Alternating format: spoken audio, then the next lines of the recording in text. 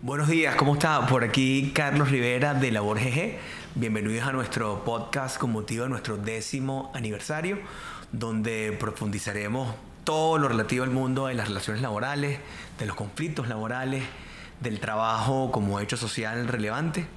La idea de este podcast es abarcar todo y cada uno de los aspectos que trastocan o los puntos de contacto de las relaciones laborales, desde las relaciones de dependencia, autónomas, desde el contexto laboral y siempre con un enfoque muy práctico de lo que ha sucedido en Venezuela, de lo que ha sucedido en la región, de lo que ha sucedido en el mundo.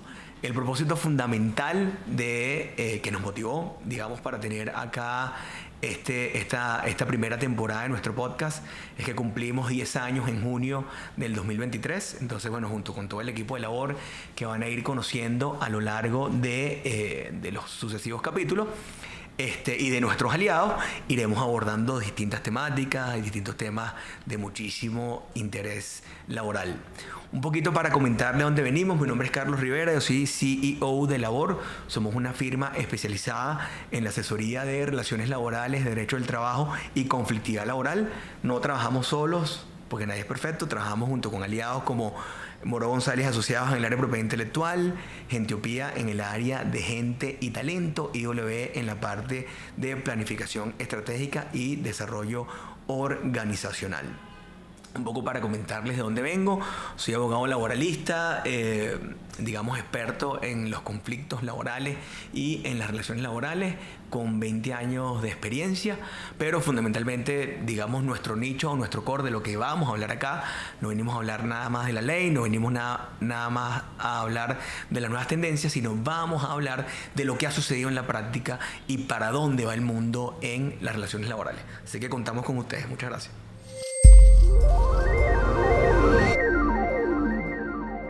Para este bloque 1 escogimos como un tema que nos parecía fundamental todo lo que es el mundo y las relaciones laborales. O sea, es decir, ¿por qué nosotros en Labor o por qué el mundo de las relaciones laborales, digamos que ha estado tanto en boga de la pandemia hasta hoy, lo consideramos como un elemento, digamos, de obligada discusión? Y resulta que hay como 3 aspectos fundamentales, sin el ánimo de dejar por fuera algún otro, que van derivados o que han sido consecuencia, digamos, de la revolución industrial para acá, a características proteccionistas, a características liberales o a características mixtas. Y quizás modernamente lo más relevante es el impacto o el auge de la tecnología en las relaciones laborales. Cuando uno analiza y cuando uno se pregunta, bueno, ¿por qué es tan importante el mundo de las relaciones laborales si básicamente lo que ha sucedido es lo mismo? ¿Y a qué nos referimos que ha sucedido lo mismo? Bueno, hemos tenido estados muy proteccionistas, o hemos tenido estados muy liberales, o hemos tenido estados, digamos, que medianamente irrumpen. ¿Por qué es tan importante conocer esa historia del derecho del trabajo? Y fundamentalmente es importante porque un elemento que nos sirve de partida es que es un mecanismo de distribución de riqueza. Entonces el derecho es importante y el derecho del trabajo para mí es el más importante de los derechos que existe, porque si no hubiese habido un ámbito regulador, un ente regulador, una mesa de negociación social o laboral que permitiera esos espacios, el mundo se hubiese acabado. Es decir, o los liberales se hubiesen comido a los comunistas o a los promotores del intervencionismo del Estado, o los sistemas intervencionistas se hubiesen comido a los liberales. Entonces, el derecho laboral es muy importante porque ha sido el elemento componedor de ese conflicto, de esa génesis esencial que ha existido en la historia en razón de las tendencias políticas de los gobiernos de turno o de las tendencias políticas que tienen los líderes de turno, ¿no? Fíjense que yo pienso que ahorita estamos como en una especie de retrospección, no sé si medieval, pero sí muy de la nueva era moderna, donde vemos auges de sistemas totalitarios en todas las regiones, en Norteamérica, en Asia, en América Latina, y también vemos, digamos, algunos espacios quizás un poquito más liberales o un poquito más en pro de la defensa de derechos fundamentales, como puede ser sobre todo el norte de Europa, ¿no? Pero no hay una conciencia clara en el mundo de para dónde tiene que ir el intervencionismo del Estado, y eso no es ajeno quizás al mundo de las relaciones laborales. Y fíjense que nos cuestionamos y nos criticamos cuán importante es el mundo de las relaciones laborales cuando llegan precisamente las crisis. Y cuando hablo de las crisis, no hablo solamente de las crisis sociales, las crisis económicas, sino también hablo de una crisis fundamental que vive el mundo hoy en día, que es como una crisis existencialista o una crisis de propósito, ¿no? De sentido, de para dónde va el mundo o para dónde quieren los líderes que vaya el mundo o para dónde van las élites, digamos, del mundo, que son los que determinan el destino. Y allí, sin duda, el derecho del trabajo juega un elemento componedor. Por ejemplo, nosotros en Venezuela, discusión fundamental, o en la región, discusión fundamental que tenemos que abarcar. Si aquí nos cuestionamos en Venezuela, bueno, ¿dónde está nuestra renta? En algún momento detentamos rentas petroleras de las más grandes de la historia. Hoy en día estamos tratando de generar renta precisamente para que exista una justa distribución. Entonces, bueno, ¿qué hace el derecho del trabajo allí? ¿Qué hace la legislación? Cuando uno habla con los colegas te dicen, Carlos, pero es que ninguna de las soluciones están en la ley. Cuando te preguntas por la inamovilidad laboral, cuando te preguntas por un régimen de prestaciones sociales, cuando te preguntas por un salario mínimo, pareciera que las soluciones para dignificar o para darle contenido a esos derechos esenciales no están por allí. Y quizás las soluciones van más tomadas de la negociación. Entonces tú dices, bueno, el intervencionismo pareciera que no tiene sentido, porque el intervencionismo no puede resolver algo que está por encima, que es el mercado, que es el hecho social como fuente fundamental del derecho del trabajo. Y fíjense que no es un hecho único y exclusivo de Venezuela, sino que en América Latina, en los últimos 40, 50 años, donde se han vivido procesos muy arduos de hiperinflación, por ejemplo, caso de Argentina, por ejemplo, caso de Perú, se han repetido esas circunstancias. Entonces el mundo de las relaciones laborales es un mundo que va a estar siempre muy vigente como elemento componedor de la sociedad, pero también como un elemento que garantiza el sustento básico y fundamental de los ciudadanos, y eso es sumamente relevante y lo vamos a ir profundizando aquí con cada uno de los invitados que vamos a tener en el ámbito económico, en el ámbito social, en el ámbito de la gestión del talento, en el ámbito antropológico también, que es, digamos, fundamental. Un punto que quizás merece un acápite y que yo siempre me cuestiono muchísimo, porque hoy en día yo creo que vamos a tratar de hacer aquí un podcast sincero, no un podcast de tendencias, que es como yo veo mucho en las redes sociales, que son como de tendencias y realmente no hay la posibilidad de tener opiniones rivales o de buscar la verdad, sino, bueno, se montan en una tendencia, imponemos esa tendencia y eso es lo que eso pasa en la música, en el arte, en el cine, en las series.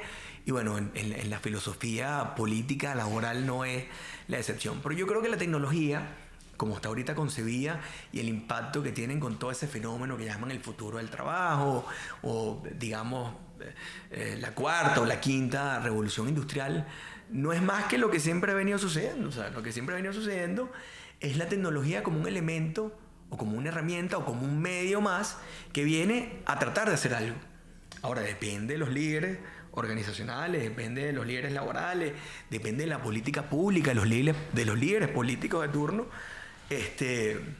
lo relevante o no, digamos, o el uso que le dimos, o el problema fin que queramos resolver con el uso de la tecnología. Pero no es que me parece que es el fin del derecho del trabajo como lo pintan, que ya el trabajo humano va a desaparecer. Lo que hay es una transformación de la forma como se presta el servicio, como ha pasado en todas las revoluciones industriales, desde que apareció la máquina de vapor y transformó el mecanismo, el Fordismo, el Taylorismo.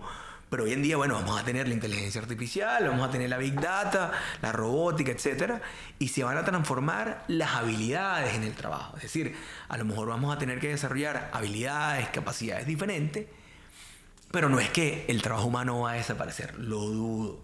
Yo sé que por ahí ha estado muy en boga lo de el ChatGPT, creo que es que se llama.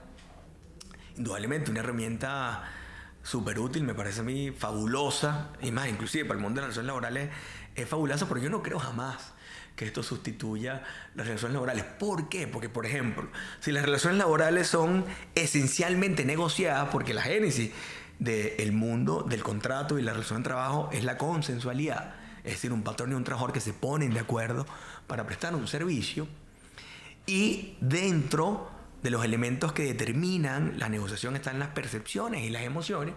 Coño, yo creo que de aquí a que lleguemos, y me disculpan la grosería, pero es que eso me genera, me angustia y me atormenta, de aquí a que lleguemos al desarrollo de la robótica, donde las emociones y las percepciones sean tan profundas como las de los seres humanos, creo que es un reto, digamos, relevante, ¿no?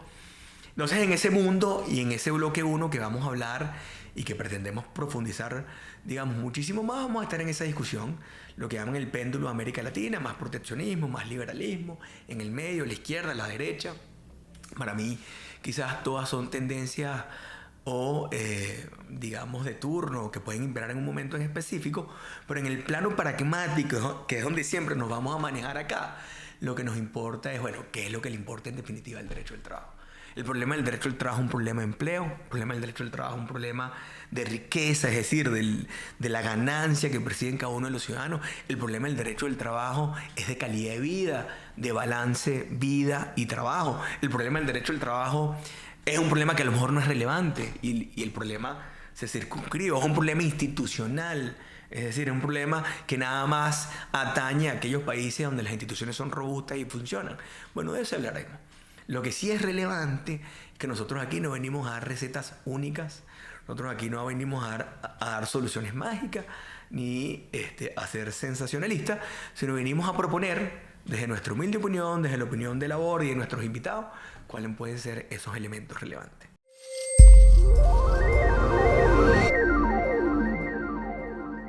Un temazo también, Venezuela y su conexión con las relaciones laborales. Imagínense ustedes, hablar de Venezuela en estos últimos 20 años, momentos de muchísima riqueza en muchísimos aspectos para lo que nos interesa el estudio del conflicto y las relaciones laborales, pero también momentos de actualización de paradigmas, ¿no?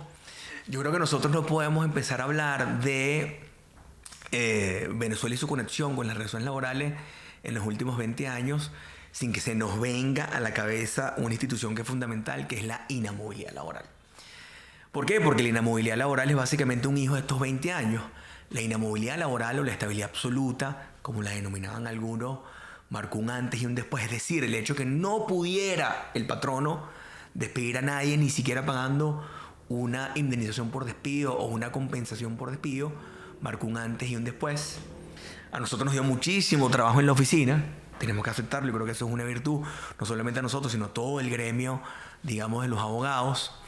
Pero creo que es la institución más relevante que nosotros tuvimos. ¿Y por qué es una institución muy relevante? Porque básicamente, siempre si lo vemos de la negociación, cuando tú tienes instituciones que son como incólumes, que son intangibles, que son muy rígidas, tú dices, bueno, pero ¿cómo negocio con esto?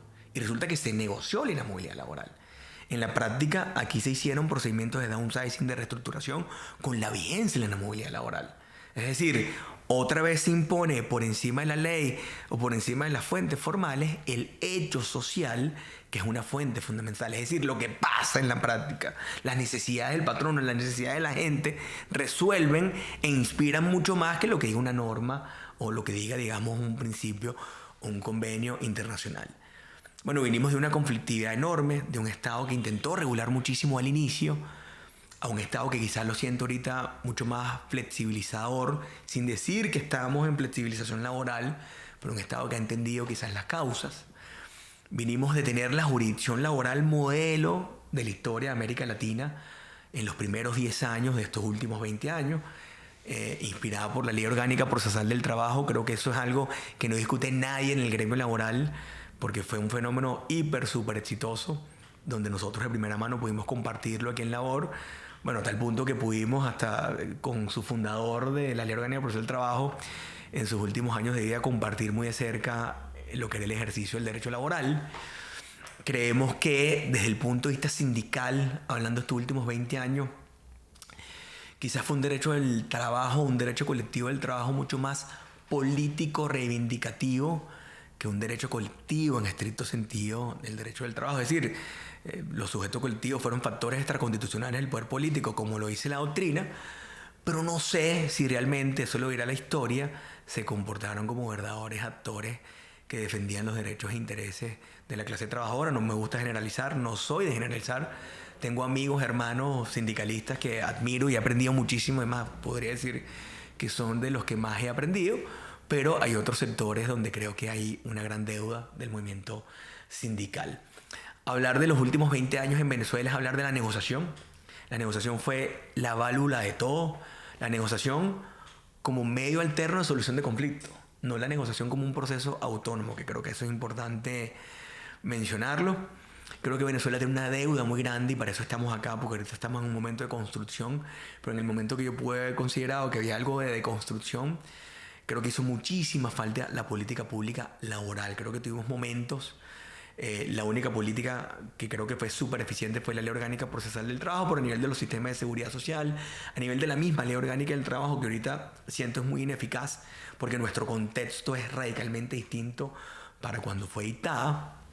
Tenemos muchísima deuda en la política laboral. Hoy en día estamos en un derecho del trabajo que es básicamente de negociación entre el patrón y el trabajador, de satisfacción de necesidades básicas, donde no hay como unos intereses supremos que de alguna manera se pueden garantizar porque las condiciones no lo permiten. Pero creo que ha sido apasionante para todas las personas que han participado en los últimos 20 años en el mundo de las relaciones laborales, tanto en el ámbito académico como en el ámbito, digamos, en la práctica forense, como en la administración laboral. Yo creo que quizás el elemento que ha sido como un detonante o un elemento bisagra para el cambio de las relaciones laborales que estamos percibiendo hoy en el año 2023 es aprender de los errores. Y yo creo que eso es una característica esencial en el mundo de las relaciones laborales o del liderazgo moderno. Es decir, el liderazgo moderno, no solamente cuando hablamos de derecho al trabajo, sino cuando hablamos de la teoría general del liderazgo, aprende de la experiencia y se forma en la experiencia. Es decir, no concibe la experiencia como un fracaso, sino concibe la experiencia, digamos, como un germen fundamental. Fíjense que aquí, yo creo que Venezuela es el caso típico en el cual tú puedes decir que estos últimos 20 años es la prueba de lo que nosotros citamos muchísimo en labor, donde la ley es un elemento más para resolver el conflicto laboral. Y los abogados, como nosotros, o de formación de abogados, porque quizás hoy en día no somos tan abogados, sino de formación de abogados, entendremos que la norma es solo un elemento para componer las relaciones laborales. Pero las relaciones laborales, como son relaciones contextuales, están influenciadas por los elementos del contexto. Y los elementos del contexto van desde los actores, los grupos de interés o los stakeholders, como por ejemplo el Ministerio del Trabajo, las organizaciones sindicales, los consejos productivos de trabajadores, las alcaldías, las gobernaciones, el poder central, el poder judicial. Está el elemento económico, está el elemento social, está el elemento político. Están las empresas o los patronos o los gremios de patronos que aglutinan, digamos, al sector empresarial. Y eso es mucho más grande que la norma en sí. Es decir, yo creo que allí hay una gran línea de investigación para las academias, para las universidades, que quieren profundizar el desarrollo de las relaciones laborales o la búsqueda de soluciones laborales, que no solamente puede ir atado del derecho al trabajo. Por eso en labor, cuando hablamos de un lema que a nosotros nos encanta, hablamos de soluciones laborales que trascienden lo legal y generan valor. O sea, al final del día, nuestra fórmula es una generación de valor. Como nosotros a las organizaciones, con un enfoque sobre sus necesidades, las entendemos, las digerimos, las consolidamos, para luego devolverte una fórmula facilitadora de la mano de expertos en talento humano, de la mano de planificación estratégica, y creemos que inclusive la política pública o la política laboral debe estar impregnada de lo mismo. Y es la invitación que hacemos para el gremio, inclusive los abogados laboralistas, que es un gremio quizás muy grande y muy tenaz, porque son abogados especializados en derecho laboral. Bueno, también yo creo que hay que darle una mirada por encima a la ley y entender lo que es el desarrollo organizacional, entender lo que es la gerencia del talento humano, entender lo que es la política pública, porque eso nos va a nutrir para no solo en la práctica o en los servicios que prestemos, dependiendo del ámbito donde estemos, generemos, digamos, una política muchísimo más inclusiva. Entonces, aspectos para destacar en estos últimos 20 años, para mí la inamovilidad laboral, la reforma de la Ley Orgánica del Trabajo, la Ley Orgánica Procesal del Trabajo y los cambios, porque ahorita es que esto se pone interesante, y los cambios que yo creo naturalmente van a venir en el seno de las relaciones laborales, como pueden ser la aparición de salarios de eficacia típica, como puede ser volver a una inamovilidad relativa, como en el pasado existió, donde se vuelven a activar las discusiones de convenciones colectivas, pero discusiones sobre una necesidad real, no sobre aspiraciones o cartas al niño Jesús, sino sobre una necesidad real que las partes puedan satisfacer mutuamente. Así que de eso estaremos hablando y estaremos profundizando con muchísimo más contenido y muchísimo más herramientas para ustedes.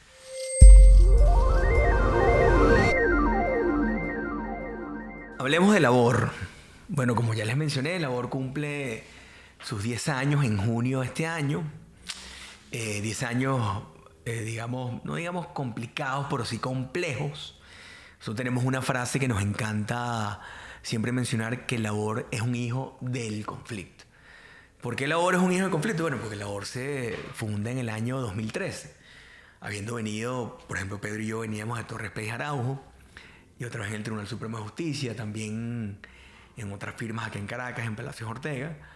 Pero en el proyecto de Labor era como que todo lo que nosotros de alguna manera habíamos soñado hacer o habíamos querido hacer, y quizás esas grandes firmas, por distintas razones que no vamos a criticar, porque cada firma tiene su filosofía, sus labores y su misión, no nos lo permitían, fue el motivador esencial por el cual montamos Labor. ¿Y por qué somos unos hijos del conflicto? Bueno, por una razón muy básica. Del 2014 al 2019, como todos ustedes conocen, Venezuela vivió desde el punto de vista político y desde el punto de vista económico, desde el punto de vista social, momentos muy complicados. Por ejemplo, protestas 2014-2017 que fueron determinantes. El proceso de hiperinflación más agravado de la historia de la economía moderna se vivió en Venezuela, inclusive hiperinflación que tenemos hoy en día. Inflación se traduce en el derecho al trabajo, que el salario es básicamente cero. O sea que el salario persigue la inflación, y eso es una carrera que es como ganarle a Kipchoge en un maratón. O sea, eso no lo vas a lograr. ¿Entiendes? Y bueno, en ese contexto tan convulso, un gobierno paralelo, un gobierno interino, un gobierno formal, una asamblea constituyente, estábamos nosotros en el mundo de las relaciones laborales. Estaban los patronos que de alguna manera se restiaron y quisieron estar acá y siguieron echándole pichón. Patronos venezolanos y multinacionales, las que se quedaron, siguieron echándole pichón. Estaban los emprendedores, estaban las escuelas de negocios como el IESA, al cual le mando un gran saludo porque vengo allá y fui profesor también durante 5 años allá en el IESA. Y aprecio muchísimo. También estuve en esos momentos a premio en el IESA. Es decir, todo el mundo puso su granito de arena para de alguna manera sacarle el pecho a las relaciones laborales en ese entorno convulso, y Labor, digamos, no fue la excepción. Pero ¿cuáles fueron nuestros motivadores? ¿Cuál es la filosofía, digamos, de Labor? La filosofía de Labor es sumamente sencilla. La filosofía de Labor es, si los abogados atendemos la reactividad, que es, por ejemplo, atender una demanda laboral en los tribunales, atender un reclamo en la inspectoría, es decir, todo lo que viene como consecuencia del conflicto, ¿por qué nosotros no podíamos atender la causa? Si los conflictos se resuelven por la causa, no por las consecuencias, ¿por qué nosotros no atendíamos la causa? Entonces, bueno, pero para atender la causa tendríamos que generar otras habilidades y otras competencias que atendían más al mundo de la negociación, de la teoría general del conflicto, o de los recursos humanos y la gerencia, que del derecho en sí. Entonces, teníamos que tener un equipo multidisciplinario. No nos podíamos quedar nada más en el derecho laboral, y por eso trabajamos esencialmente con aliados o con alianzas.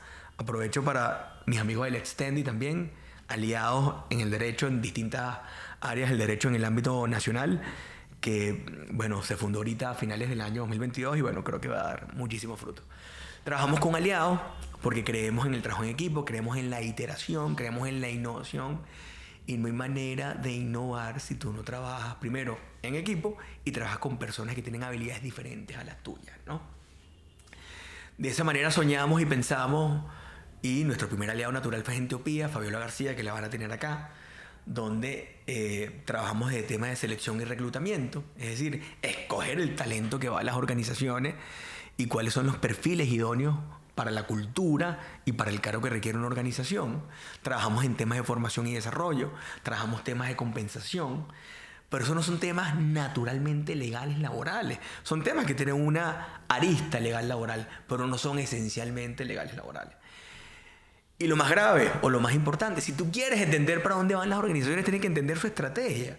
¿Cuál es la matriz estratégica de una organización? ¿Qué hace? ¿Cómo se gana el dinero? ¿Cómo funciona? ¿Cómo piensa? ¿Cuál es su cultura? Entonces, bueno, teníamos que trabajar con aliados de planificación estratégica, y ahí trabajamos con IW, fundamentalmente con Luis Carlos Manzaneda e Ivette Cerrada, grandes amigos también que le mandamos muchísimos saludos.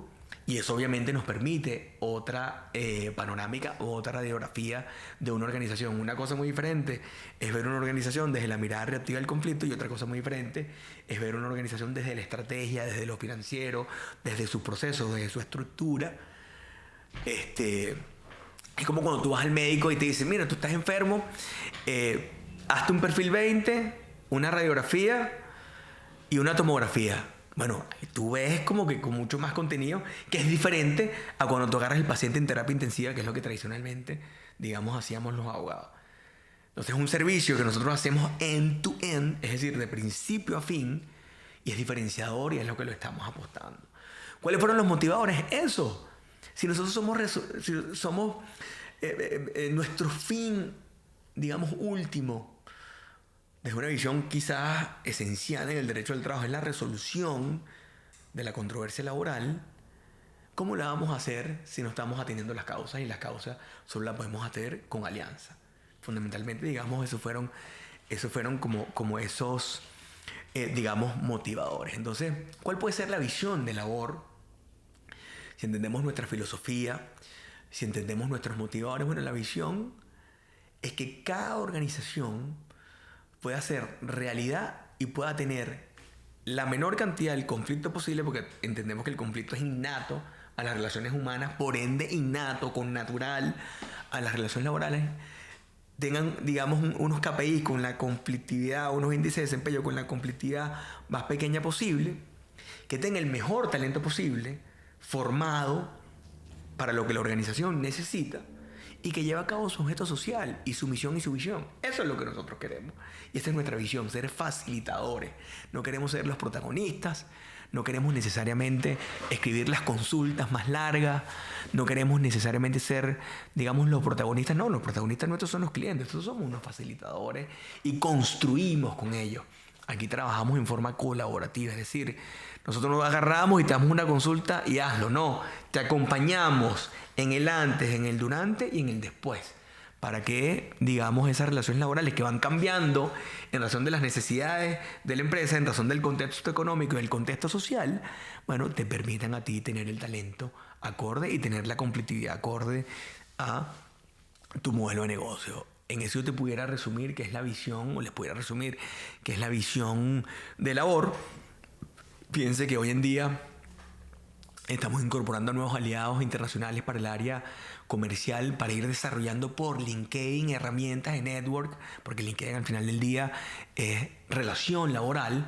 LinkedIn es una red social estrictamente de relaciones laborales, o para tener empleo o para hacer network, digamos, y conseguir negocios, pero es un punto de contacto con las relaciones laborales. Fíjense que hablando con mi aliada Fabiola García, hay un punto que nosotros siempre discutíamos, de, bueno, ¿cuál puede ser nuestra visión como aliados de entropía de labor? Y yo le decía, mira, Fabio, nosotros no tenemos por qué definir es limitar, no tenemos por qué definirla, pero sí podemos con muchísimo atino ser asertivos y decir que cualquier aspecto de la interacción humana en el trabajo a nosotros nos interesa. Cualquier aspecto que se pueda dar, desde la legislación, desde la selección, desde la formación, desde el reclutamiento, desde las relaciones obrero-patronales, desde el impacto de la tecnología, desde la política pública, a nosotros nos va a interesar y lo vamos a hablar aquí en el podcast.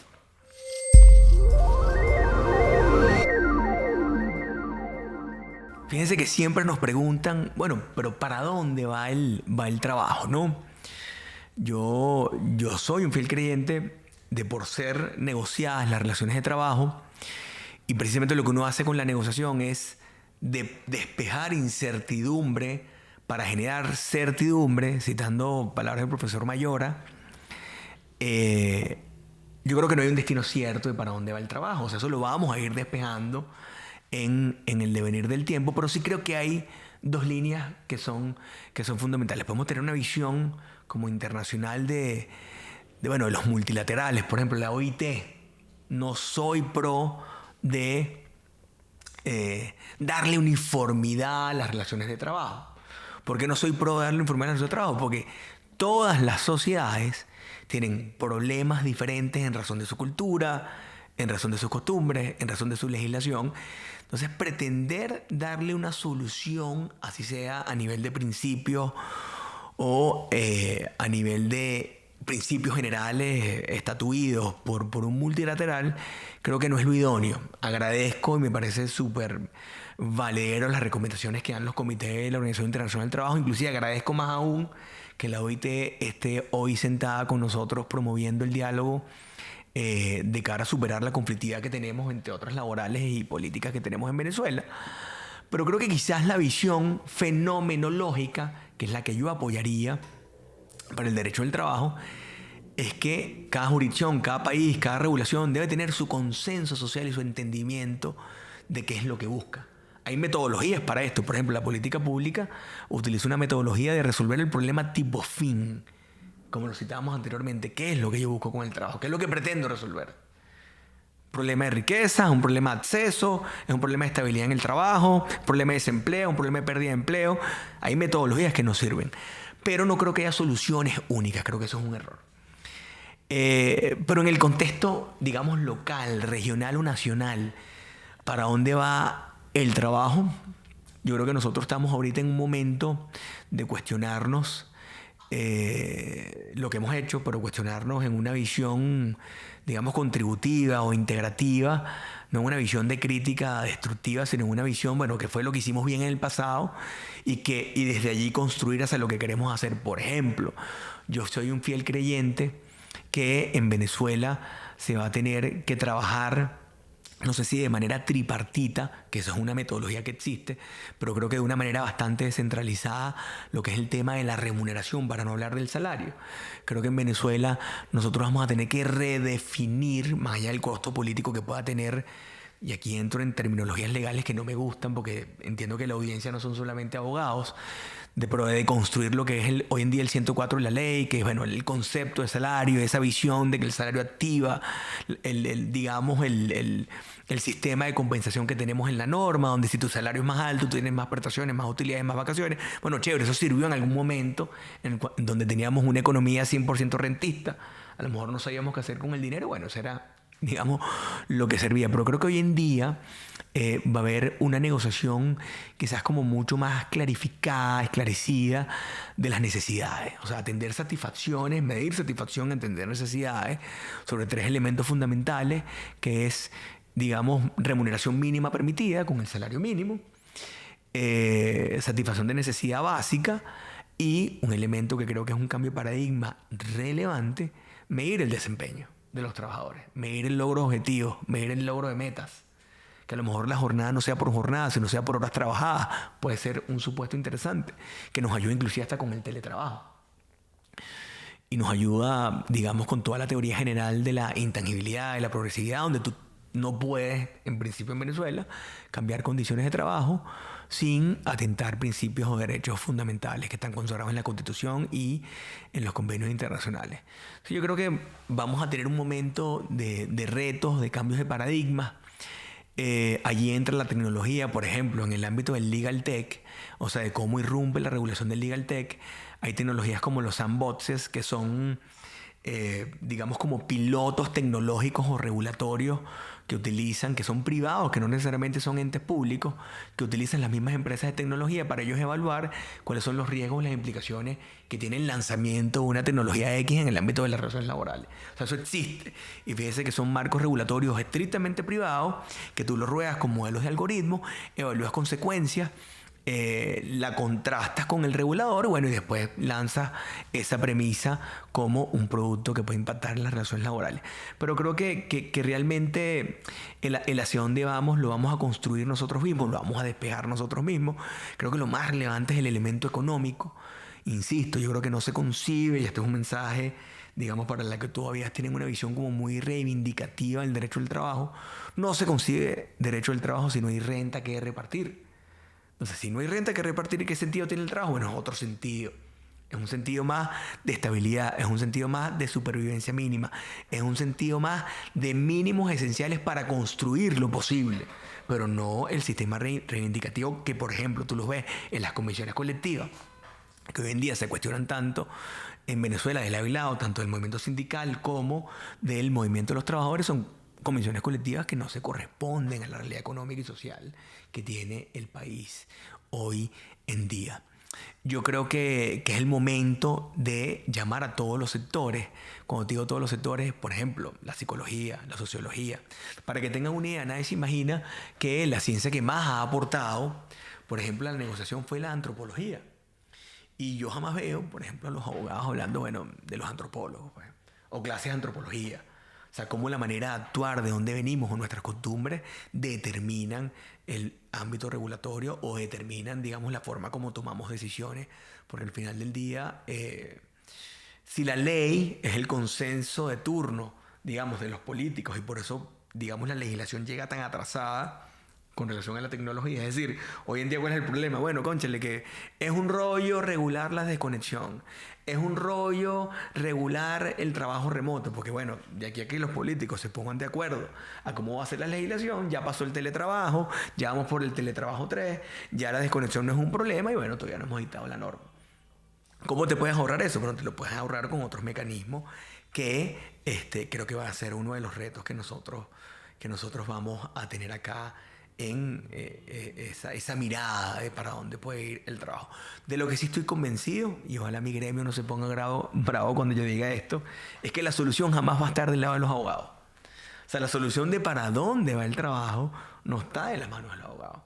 La solución de para dónde va el trabajo, yo creo que está mucho más del lado de la sociología, de la economía, de la antropología, de la psicología, y en algún momento cuando esos actores con los líderes o esas ciencias, esas áreas del saber se pongan de acuerdo, bueno, entraremos nosotros los abogados a darle como contenido a esos acuerdos políticos, pero no necesariamente, porque creo que siempre se ha visto como que, bueno, el tema laboral, ese es un problema de los abogados, no, es un craso error.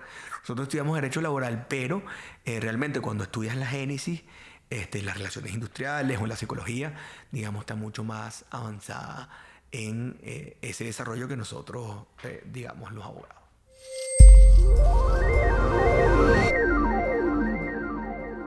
Señores, muchísimas gracias por este primer capítulo introductorio de nuestro Laborcast. Conclusiones esenciales que nosotros estamos viendo. Bueno, primero, estamos convencidos que el trabajo es el foco esencial de todos los líderes en todas las áreas de la sociedad. Es el tema fundamental, no solo, digamos que suena cliché decirlo, que es como el hecho social más relevante de la era moderna, el hecho social del trabajo, sino que sin duda, por lo que vamos a hablar y por lo que ustedes van a seguir viendo acá, a todos los líderes políticos, empresariales, el trabajo es fundamental, porque el trabajo puede ser un mecanismo, digamos, de control, el trabajo puede ser un mecanismo de innovación, el trabajo puede ser un mecanismo para incentivar. Al final estás controlando las relaciones humanas, por eso es relevante el trabajo. Segunda conclusión que para nosotros es muy importante y sobre todo para Venezuela. Si no hay renta, si no hay riqueza, si las empresas siguen estando en rojo o en amarillo, y no tenemos cómo distribuir esa riqueza, primero no hay lucha de clases, que es la primera manifestación. Es decir, la gente que trabaja y que quiere más dinero con el empresario que también quiere más dinero, no van a pelear, porque no hay que repartir. Y en conclusión, entonces no hay trabajo que regular. Si no hay renta, no hay lucha de clases, no hay trabajo que regular. Entonces nuestro derecho al trabajo es diferente hoy en día, al menos en Venezuela. Tercera conclusión. La tecnología no es mala, señores. La tecnología fue y continuará siendo el mejor aliado del derecho al trabajo, siempre y cuando los líderes actúen con valores y con ética y la regulación esté a la altura de las circunstancias y exista tiempo. Y finalmente, este es un mensaje para los legisladores o para los reguladores y para la ley. Yo soy un fiel creyente que la formación va a ser fundamental y el manejo de la ética y de los valores va a ser fundamental, porque la ley va a ser la gran ausente. La legislación siempre va a llegar tarde, sobre todo con la irrupción de la tecnología. Entonces, si la regulación no tiene una política que promueva la formación, que promueva la educación, siempre va a ser la gran ausente en este mundo de las relaciones de trabajo que está, digamos, impactada enormemente por la tecnología. En conclusión, todas son buenas noticias porque hay un enorme reto para todos los líderes o para todas las personas que de alguna manera se ven, digamos, inmiscuidas en el mundo de las relaciones laborales, en el mundo de las organizaciones, en el mundo del emprendimiento o en el mundo de las interacciones humanas. Muchísimas gracias por su atención. Síganos en las redes sociales @laborg. Dejen todos los comentarios o las preguntas que quieran, que con muchísimo gusto las responderemos y nos vemos próximamente.